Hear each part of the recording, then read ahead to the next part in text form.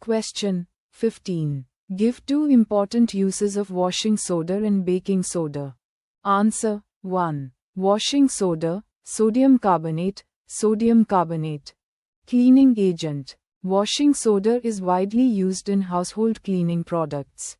It effectively removes stains and grease from fabrics and surfaces, making it a popular choice for laundry and general cleaning. Water softening. Washing soda is used to soften hard water by precipitating calcium and magnesium ions, which helps in improving the effectiveness of soaps and detergents.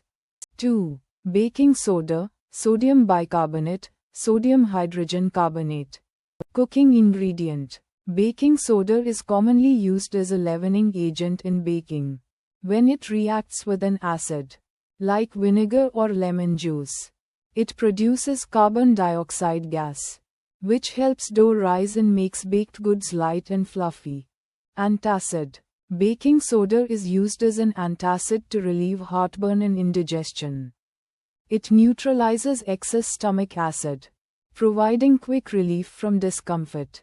These uses highlight the versatility of washing soda and baking soda in both household and culinary applications.